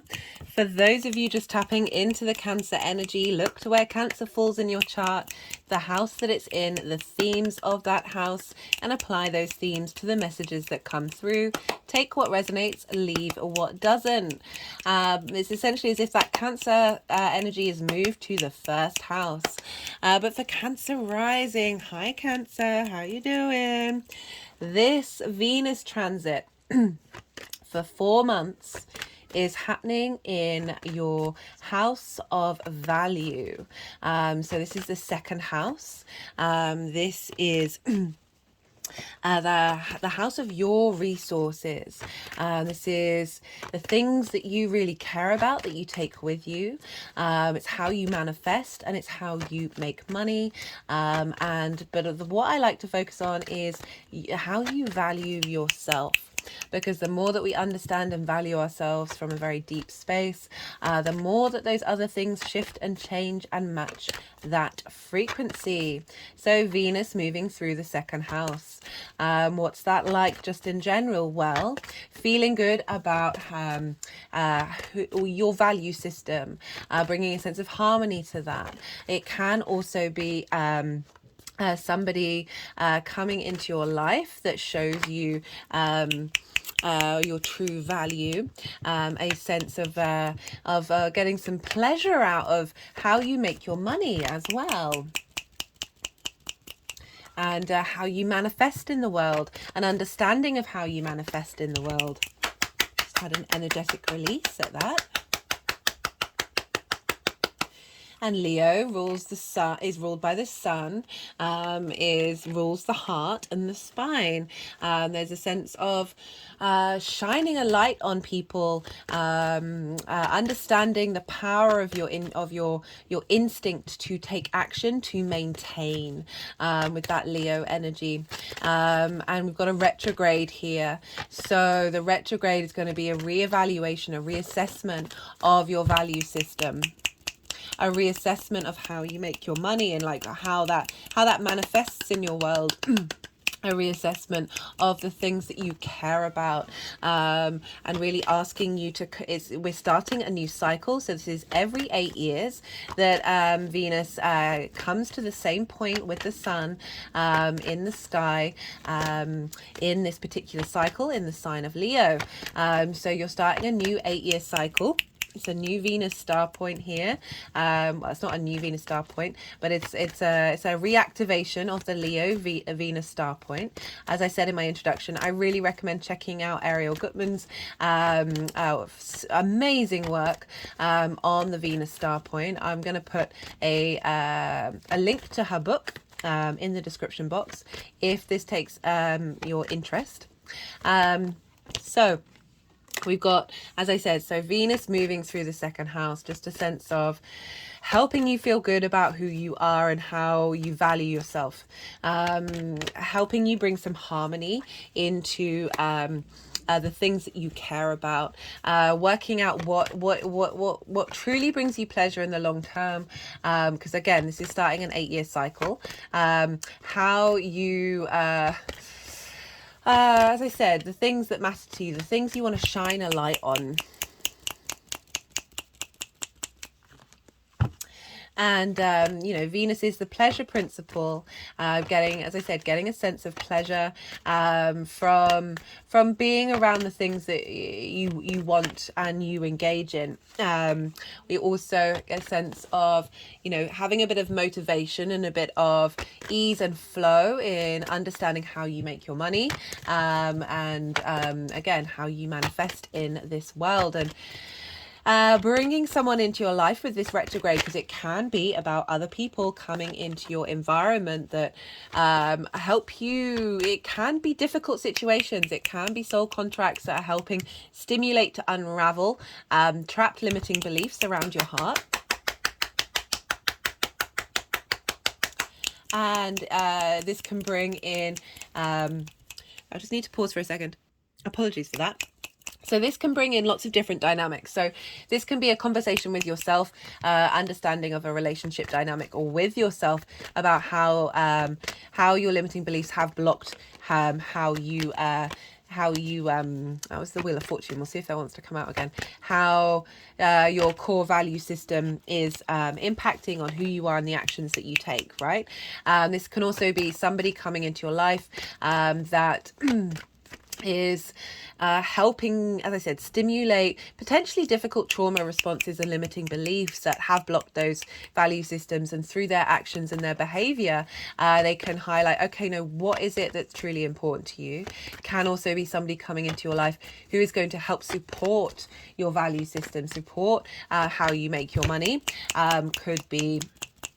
It could be a business partner that comes into your life that gives you a sense of hey, how are we moving this forward? How are we getting how are we bringing in some harmony and some value into this part of your chart? So it can manifest in many different ways. Look to where Venus falls in your chart, and you'll get an understanding of the more nuanced environment that Wheel of Fortune. What did I say? It can give you a sort of a more nuanced idea of how this is showing up in your life. So wherever Venus falls, you know, it's going to add a theme linked into the sign that it's in and the house that it's in, of how this is showing up for you in your in this retrograde. So as I said, the retrograde is going to help, you know, bring in a different dynamic. I mean, it might not show up until after Venus leaves shadow. All the dates for this are in the description box. So do check that out to just know what sort of time frame we're working with, and when shadow starts and when it ends, when the retrograde starts and when it ends. Because we're dealing with Venus, we look to the signs that Venus rules, because this is going to bring in themes that are going to potentially show up during this retrograde. Venus will also be leveling up those areas of your chart as well. And so this Venus rules Taurus and Libra. And for you, Cancer rising...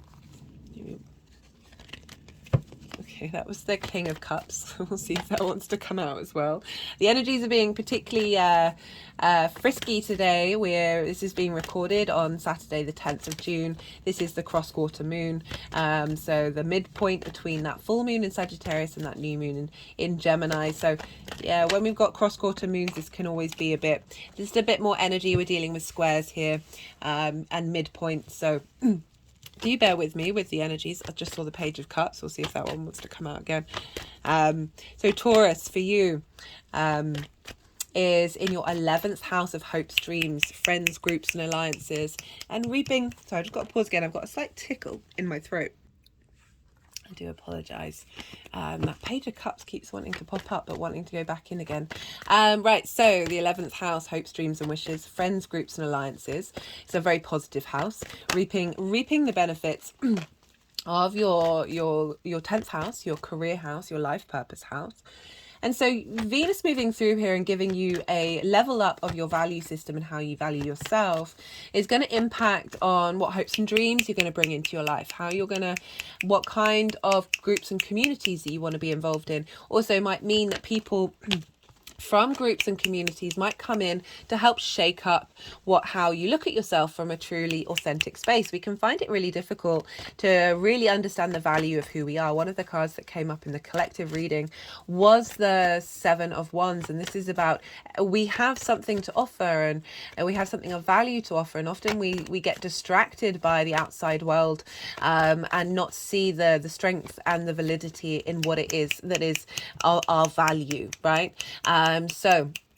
It might, as I said, it might be that somebody from a group or an alliance or just sort of a big social environment that might come through, perhaps an event that happens in that dynamic that helps trigger responses that are linked into limiting beliefs and trauma responses we have around about how we value ourselves, and reignite that and get you more in alignment with the power of your heart. You know, having Leo in the second house, there's a light being shone there. There's vitality there from the sun, you know, Leo, there's different versions of Leo. Sometimes it can be prioritizing other people and shining a light on them, but forgetting to shine the light inward. I always recommend to people with Leo energy, I mean, we've all got Leo energy, of making sure that you imagine you have a sun within your heart, that power, that generator, shining that light within, letting that explode out of you. Just had an interesting physical response to that. And also another version of the Leo is that unintegrated ego space of wanting to be seen. Look at me, look at me, look at me, look at me. And that is usually going to come from trauma responses and limiting beliefs that have blocked being comfortable, of looking inward and not seeking that from the outside world, perhaps because, you know, growing up we weren't seen, and so then we sort of puff ourselves out and we need to take center stage. Leo is really inherently not about taking center stage away from other people. It's about finding that balance of being comfortable in that center space while also bringing everybody else onto the stage, and allowing them to shine brightly as well. And so having that in your second house of, you know, it can manifest in different ways, you know, prioritizing other people, not seeing your own value because that may have been blocked, and then potentially puffing yourself up through that defense mechanism. I feel like Venus coming through here is really going to help navigate that and bring that into balance, bring that into harmony, and really instill a sense of long-term value for you for the next 8 years, that get in alignment with your ability to manifest your hopes and your dreams. The other sign that Venus rules is your fourth house, so Libra. And this is, the fourth house is your roots and your foundations, your ancestors, lineage, parents, the roof over your head, the things that you do in private. So Venus moving through the second is helping strengthen your foundations, helping bring some balance into your home life, your private life, from a space of like, okay, no, what do you, the more that you value yourself from a very core space, the more that you're strengthening your environment, the more that you're finding peace and balance, and equity in your home life. You know, it might be things that come up when you're by yourself in private that help you question and understand how you bring pleasure into your life, how you bring a sense of value into your life. People around you in your private life may trigger these things. Parents, lineage, family, all of that stuff may trigger things, or be very supportive, or both, right? I have found, like, I always give lots of different versions of things simply because that's how it shows up.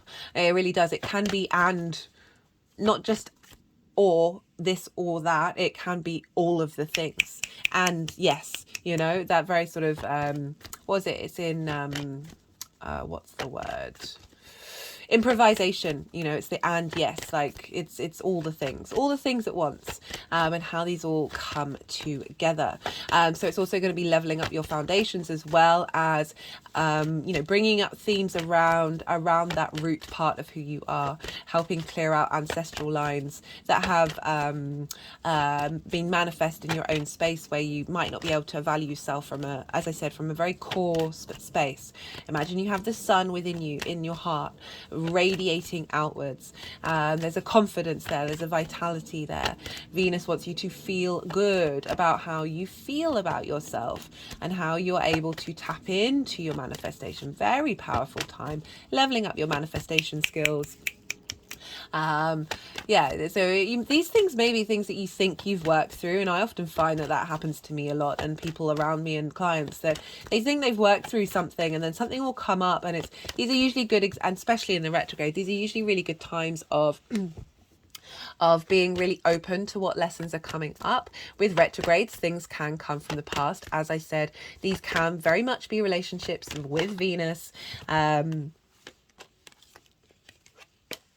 That is highlighting old dynamics that have no longer served their time, and bringing in a sense of understanding of where you want to be headed, and then bringing in dynamics of the next level. And it may be that there is some difficult part of your soul's journey that still needs to be explored in this next 8 years, but the more that we're aware of that, the more that we can co-create, and not necessarily let it have the consistency and longevity of that 8-year cycle. And so we have so I'm pulling cards for 4 different piles. This is the general energy of Venus, the energy of the shadow period, and the retrograde, the direct motion, as well as how this energy is manifesting moving forward. So this is a moment when I'm going to be quiet and let the energies move the cards around and do what it is that they need to do. You've just had a lot of information. This is a time for you to sit with your intuition and see what comes up that you've already experiencing. I know a lot of people have already been tapping into this sort of revisiting the last 8 years, whether consciously or not, seeing what they've learned, seeing what they've grown from, because we are about to move into the next cycle.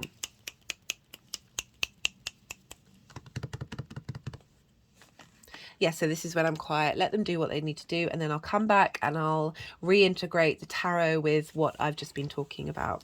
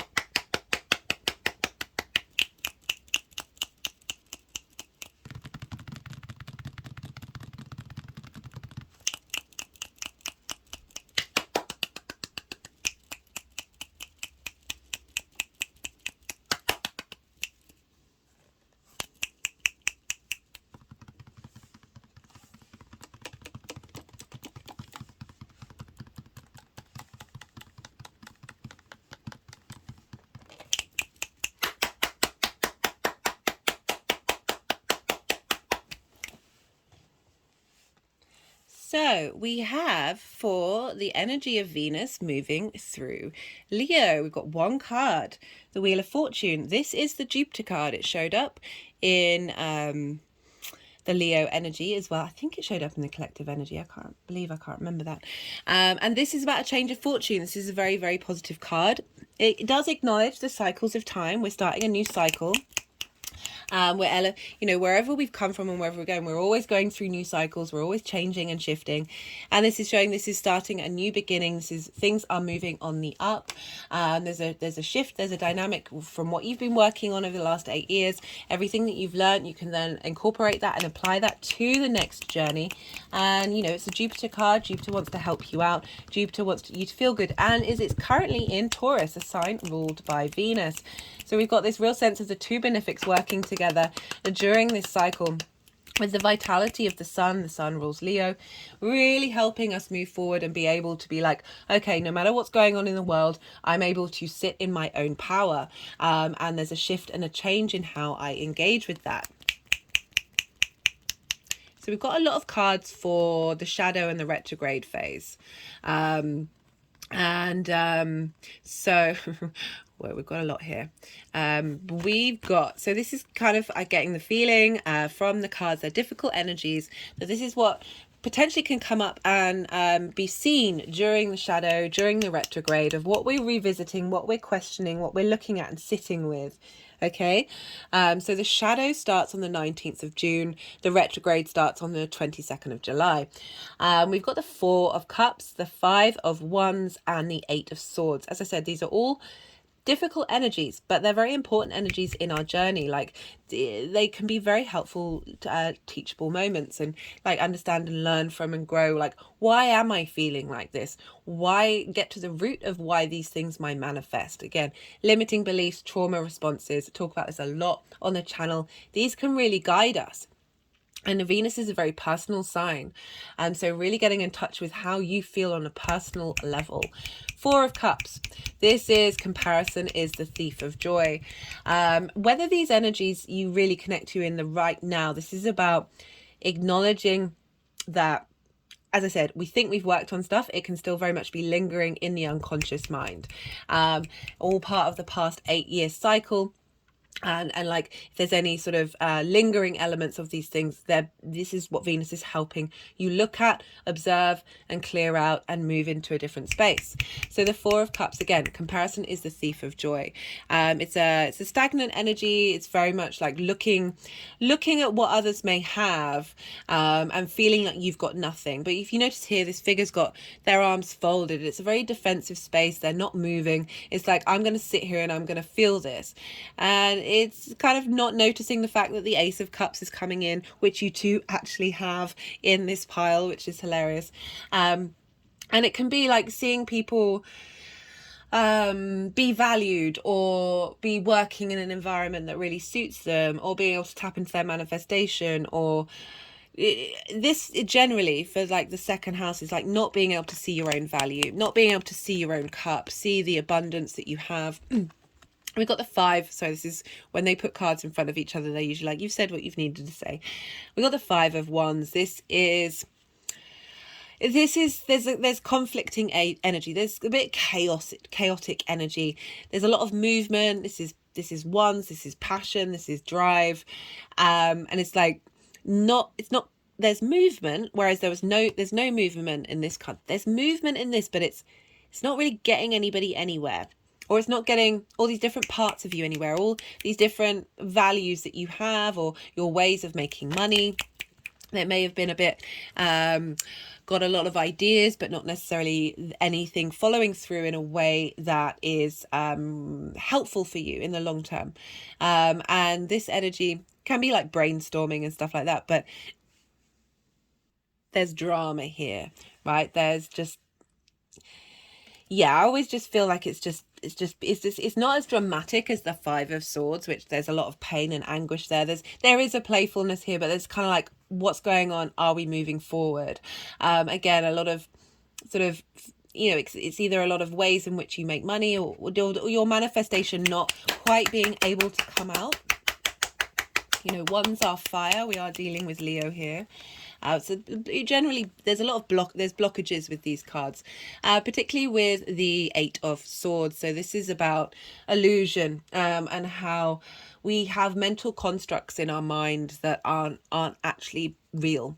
I mean, everything's an illusion. We do live in this state of Maya. But if you see here, this figure thinks they're in a cage, thinks that they can't get out. But that's just not the reality of the situation. There's this river here, which is sort of implying moving through something, your emotional connection to something, a way out. If this figure just moved just a little bit, the bonds would fall down. They'd be able to remove their blindfold and go, oh, that's not actually reality. I haven't been living in reality. And with this Venus retrograde in the second house, it's like your idea of your value, or the limiting beliefs that are in your unconscious mind that you're not even aware of, that has been blocking you from being able to be in a state of expression, and being able to manifest, like lots of blocked energy. We've also got it with the Devil card. Now the Devil card is a very powerful card, but one of the main energies around it is linked into power that binds you, that is not free. You're being limited, you're being held back. There's a sense of addiction here. We're all addicted. The human race is addicted in one way or another. It's like it is very nuanced. But this energy of, like, you see these figures here again, they've got chains around their neck, but they are able to take off those chains. It's a difficult construct, because often addictions and trauma responses and limiting beliefs come from a space that, from the roots of our unconscious mind, that can be really hard to break. And addiction can be a very hard thing to navigate out of. And so saying, oh, you can just take the chains off like that and click your fingers and everything's fine, not always the case. But there is that sense of you are able to break out of this state of Maya. You are able to go, oh, I see why this is happening. Perhaps Venus is going to help you navigate that and understand that. I mean, I'm definitely getting that from the cards. Are you going to be able to see it and then be able to, through a state of divine inspiration, be able to liberate some of those, and at least liberate the constructs you have around them. Working through addiction, however that shows up for you, if it does at all, I would be surprised if there isn't something in your life that, I mean, we've got phones, the dopamine addiction, the fear addiction, all of those things, that there is something to navigate that has been blocking your self-worth, self-value.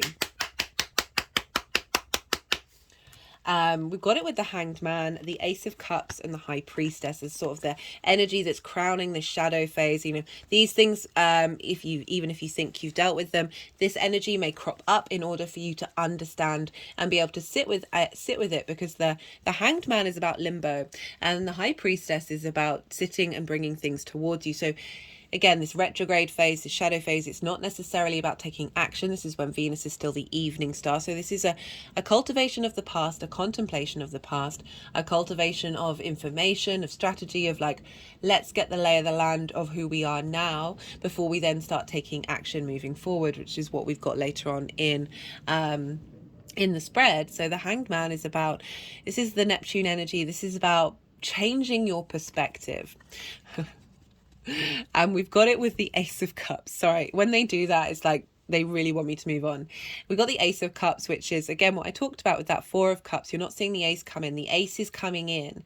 I talk about this a lot with one of my favorite phrases is give from your saucer, not from your cup. And that implies giving from that overflow. So imagine this hand is the saucer, the water is overflowing into the saucer. That means every action that you're giving and doing is coming from a state of abundance. When we give from our cup, we can deplete ourselves and wear ourselves down and operate from a space of lack. And we've got the Ace of Cups coming in going, look, don't worry, there's a renewal of understanding of how you emotionally connect to your value system, how you emotionally connect to the importance of who you are. And this is all being cultivated during this retrograde. Again, a real separate, you know, we've got the difference between these two of not being able to see it. And then we've got the Dove of Peace here of like really bringing in some peace to this space, to this dynamic. But it is calling you just to bear witness and be in observation and take your time with things. We've got it with the High Priestess. That's sort of the final crowning energy. Again, this is the retrograde. This is Venus as the evening star. The High Priestess is all about knowing your own innate power, letting things be drawn towards you, being in that state of stillness, of intuition, and allowing that to cultivate. There may be symbols and signs that come up where I talked about this in the introduction. I've noticed a lot, like, the connection between what I'm engaging in and how that manifests in the outside world is kind of, whenever you get those synchronicities, it's the universe going, look, you're on the right path, you're heading in the right, you're thinking, you're exploring the kind of things that are really going to help you and facilitate you. So through this journey of this observation of the limbo of the Hanged Man, of contemplation, the universe is going to come back at you with your intuition and really help navigate that. You know, you've got, you're going to have the sun also moving into your sign as well. And the sun is governing Venus. So there's going to be a lot of clarity and understanding of self that is feeding into your value system for a part of this transit. We've got Venus going direct. So this is on the 3rd of September when she's direct. And we've got the Knight of Wands, we've got the Emperor. So we're moving from the evening star, very contemplative, to the morning star of let's go take action.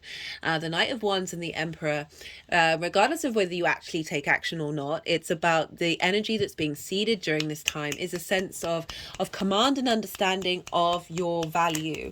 You know, the Knight of Wands, of being able to champion champion that fire energy within you. This is the Aries card. Wands are fire, lots of fire coming in, of really knowing from a space of autonomy and sovereignty and wisdom, the drive and the passion that you have internally, like your value. The more you cultivate your value from a space of strength, the more that ripples out in how you're able to manifest and how you're able to make money. There's a sense of movement here with the Knight, of wanting to explore new realms, new ways of looking at how you value yourself, and how this energy is being seeded and manifesting moving forward. So we've got the King of Pentacles and the Three of Wands. This is dominion and command. You know what you're doing. I love this. King of Pentacles is longevity, loyalty, legacy, 3D realm, being able to take action to bring things into manifestation in the 3D realm from a state of abundance. And for the second house, of how you manifest and how you make your money and how you value yourself from a core space of like really knowing the truth of things and then being able to act on it, especially with the Three of Wands.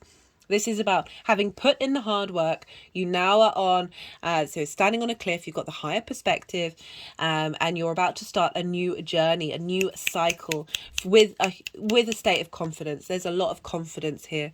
And I like that combination of fire and earth, you know, but linked into like your Taurian energy of your hopes and your dreams. Very much, this is very much Taurus energy, of also being in command of who you are in groups and alliances. Knowing who you are is a fundamental, like the most important thing.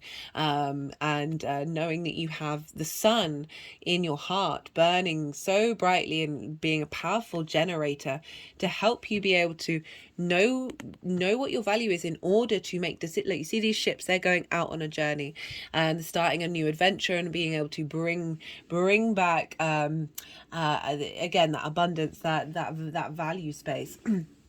And thinking about your foundations, like your home life, like really, okay, so they're wanting to go there. So it's making me think that there might have been some conflict in the home space. You know, when we're dealing with the fourth house, this is ancestors, this is parents, like they mess us up one way or another. And through this retrograde, there may be things come up that are linked into that help you go, oh, I see now, I see clearly, and help you then clear out that energy. When we're in a state of observation, we can let things pass through us. We've got personal growth that came flying out. Love this number 7. This year is a number 7. So this development of your value, your core self, how you value yourself, what's important to you, really understanding from a space of dominion with that King of Pentacles and the Three of Wands, man. That's power, but power with a sense of responsibility. Like the Pentacles, the King of Pentacles, like it's a very loyal, stable. You've got this strong foundational energy. It's not brash. It's not ego-based. And I love that that's coming up for the Leo energy of saying you see the value of yourself clearly in order to make decisions that are going to serve you in the long term. Like you don't know how long those ships are going out for. Energy flow. Love that, as I was sort of saying about the sun inside of you, the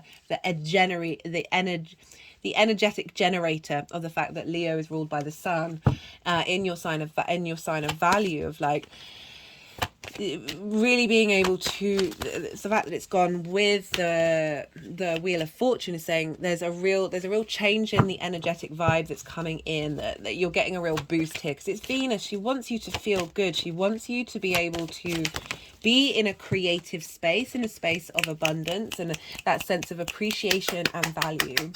And when we feel in that space and we're not seeking it from the outside world, we get into our flow because we're not being impacted by what other people's opinions are, what our limiting beliefs are. It doesn't mean that we don't listen to other people's opinions, but they're not not diminishing what's going on.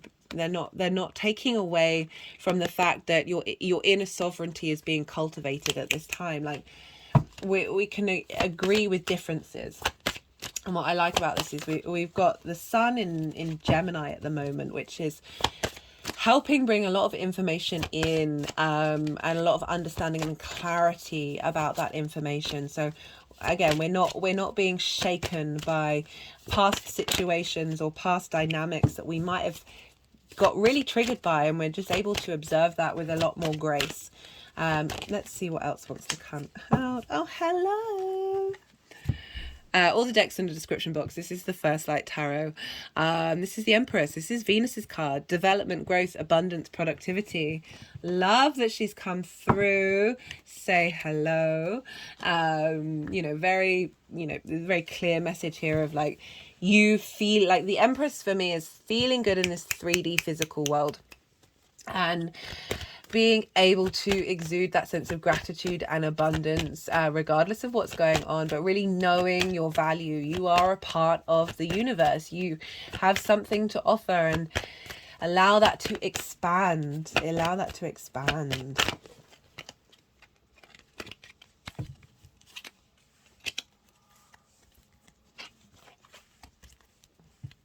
Okay. Sorry, the energies were just being a bit weird. You probably couldn't see it off camera. Final card for Cancer rising.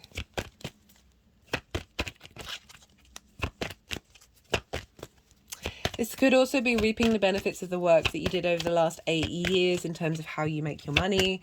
Something coming in that you may have thought that wasn't going to come in. We've got karmic completion. So I mentioned this briefly in the beginning of the first introduction, because I think I'm going to talk about it in a different introduction. That a lot of dynamics, we go through these cycles. Our soul signs up to certain soul contracts, and they're usually, it's certainly been my practice to look at every difficult situation that's happened in my life and being like, oh, I needed that in order to get to where I am now. But it's this is coming up with the Wheel of Fortune of like, we're in this completion phase. We're in this space where whatever may have been blocking us for this next part of the cycle is getting cleared out. It doesn't mean that there aren't going to be blocks, but the more that you're aware of what might show up in terms of those blocks and be mindful, in my personal practice, the more we clear that, so much quicker. We can speed up our timelines, guys. I'm going to talk about that more in another video at some point, but yeah. Okay, do I want to end on that card? I think I want to pull another card for you, Cancer. Yeah, there's definitely something being cleared out that's blocked your heart. And that's not romantic. That doesn't just have to be romantic. Anything can affect our heart. The smallest word, the phrase that was said to us when we were 5 that meant that we started looking at ourselves in a different way, that wasn't the true essence of who we are. Those sorts of things that we've got no recollection of, that do still impact our day-to-day, especially in the way that we value ourselves. Love that that's coming out. Just notice that the 7 and the 3 of the Empress equals 10 as well.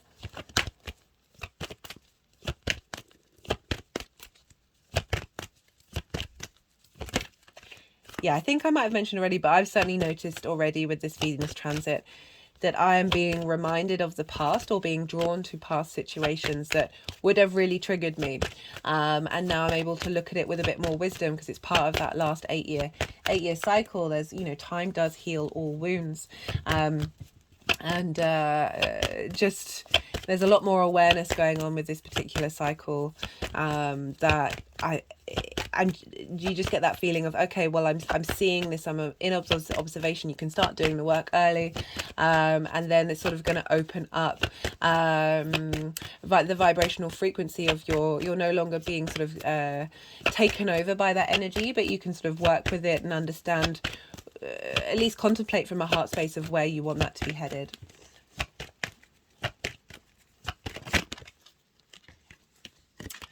Financial discipline. Interesting for the second house. Yeah, so I mean, that makes a lot of sense, that when we can,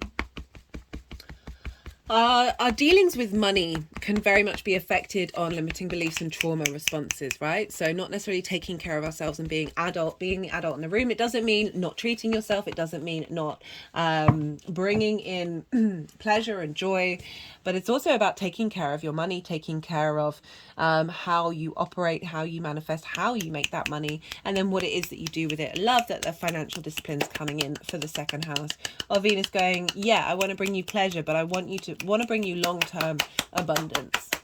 Okay, Cancer, I'm going to leave it at that. It was a nice little added message that didn't come up in the tarot. I love it when that happens.